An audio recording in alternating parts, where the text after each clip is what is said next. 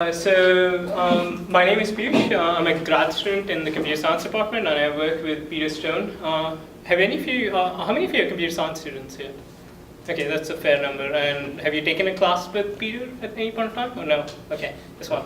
All right, that's fine. So what I'm going to do today is talk a bit about my research, as well as introduce something called Markov decision processes. I'm going to try and condense that down to 3 slides, and we're going to see if that works or not, but we'll see. Are any of you familiar with Markov decision processes?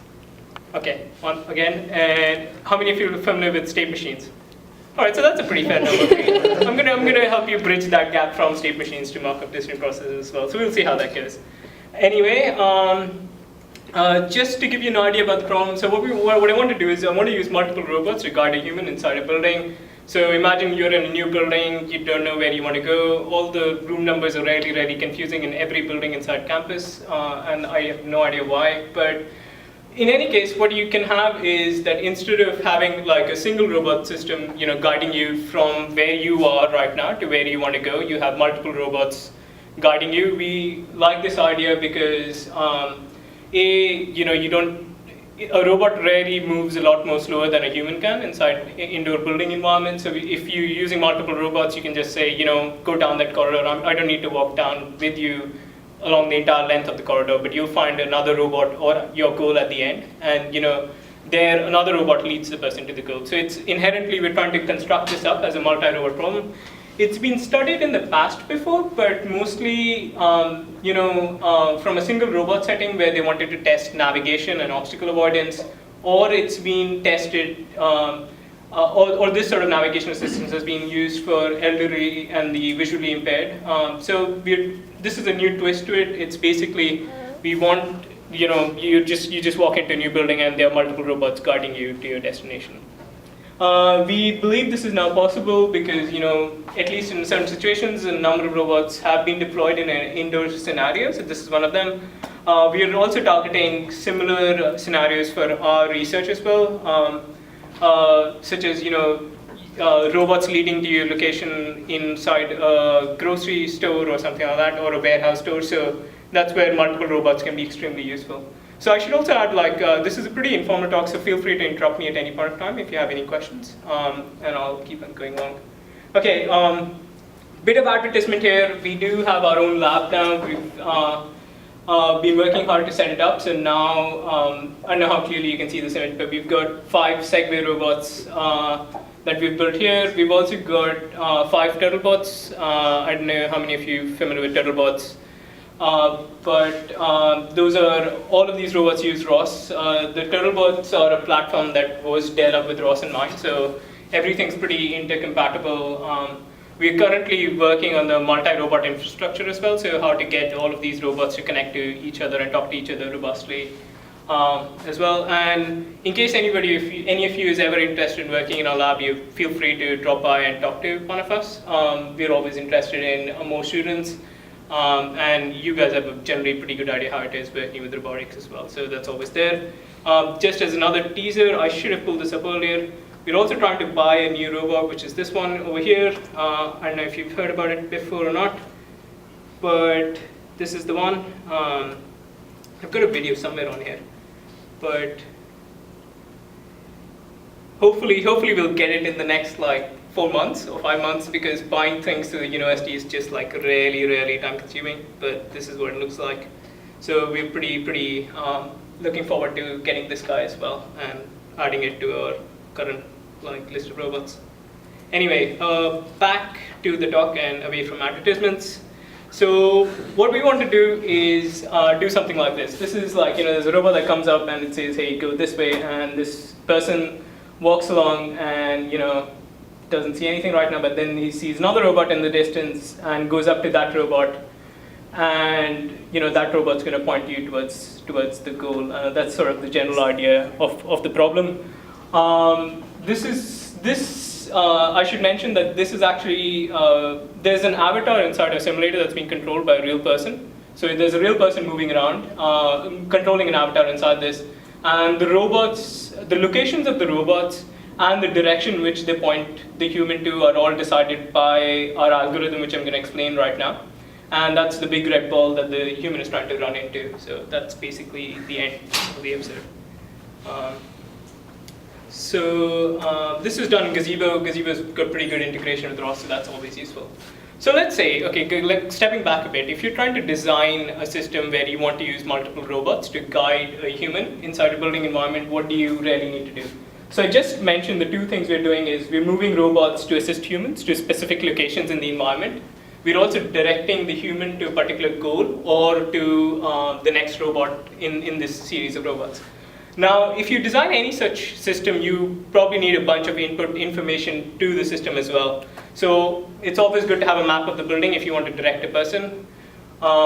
You also probably want to know where that person is and what the person's goal is.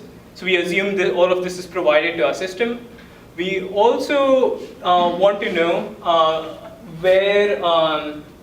how a human is going to behave when you try and direct a person. So let's say there are two openings like really close by, and I tell you to go in that direction. You're probably likely to pick one of those two, but you're not likely to pick one over here. So that's like a human motion model that we've got where, based on what the robot's doing, we try and anticipate what the person's going to do when that happens. Finally, always good to know all the locations of the robots so that you can use them to direct people around and so on. So I should mention that instead of directly using like a pixel map, so I guess some of you mentioned that you've used RAS. I don't know if you've used any of the mapping infrastructure inside RAS, but it's just like an image somewhere stored in memory. You load it up and you use that as your map, and black spots are obstacles and white spots are the stuff that robots can go through. Anyway, like this is basically, you don't want to plan out in that kind of a space, so you want to try and reduce your environment to certain key locations and the interactions between those key locations. So for instance, if I'm over here and a robot's telling me to go over there, it's less important for me to figure out where I'm going to exactly be when I'm going to be in the middle of the room. So having a location at the start of the room and at the end of the room is generally sufficient for us to model where a person's going to exit out from this room. All right, finally, in this talk, we're going to do a little trick because that makes our problem easier to solve, which is how research works is you get a problem and then you can't solve the problem, so you make the problem easier. But anyway, we take out the location of the robots from the input of our systems and we just teleport the robots into place. We can do this because this is inside simulation. Obviously, we can't transfer that to the real world. So before we move on to implementing this idea in the real world, we're going to have to solve that problem as well. Anyway, so the general idea of this research is you want to use a topological representation of the environment. That's a graph I showed you. So instead of using a map of the world, you want to use this graph representation. You've got the human's current location and goal. You've got a model of how that human is going to behave if you try and direct them. That's all you need, and based on that, can we design a multi-robot system that decides where to place robots? And since we can teleport robots around by placing robots, I mean just teleport a robot at a given location, as well as figure out how to direct the human to his goal. And what we are interested in is minimizing the overall distance traveled by the human. So it's pretty easy to set up a system where if I don't actually care how long it's going to take for the human to get to the goal, you can probably just even do random placements and you'll eventually get the human to the goal. So that's obviously not generally a good idea. So what you want to do is you want to minimize the distance the human's going to travel while you're using this system to guide them. All right, so that's basically the introduction for the talk. The next two things I'm going to talk about is I'm mostly spent time on this MDP formulation. I'll just show a blown up image of the graph. So I won't go into how the graph is generated, but this is what I'll spend all my time on. I'll show you some results that just show that this sort of worked, which is nice, but always a good thing. Anyway, so the first part of it is if you have this sort of representation where you know where the obstacles are in the environment and you know where the empty spaces are, can we come up with a representation like this? So we did show that you can come up with this representation automatically. I really can't go into the details right now, but the important thing to note here is that we have an understanding that that if a human is at this node, they can see this location, they can see this location, they can see all of these locations, and so on. We know that if a person walks from here to here and out through this end, we can model that appropriately through transitions in this graph. That's basically it. All right. So next we come to, if we have all these inputs and all these outputs, how do we actually create such a system? And that's where Markov decision processes come in. This is what a Markov decision process looks like. I just stole this image from Wikipedia. That's one of the best things about giving an informal talk, is you can steal images from Wikipedia. They don't like that at conferences. This is like, you might be looking at it and thinking like it looks like completely nasty, but it's not really. It's essentially a state machine.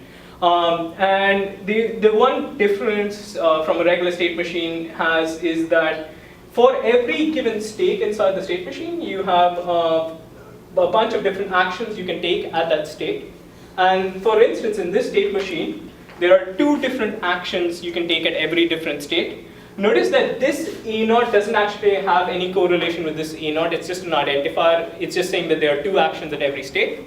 Whenever you take, so what my robot's going to do, or what my system's going to do, is at every state it's going to take an action, right? And the reason it takes an action is that it wants to maximize its reward as you move along from one state to another state inside this state machine.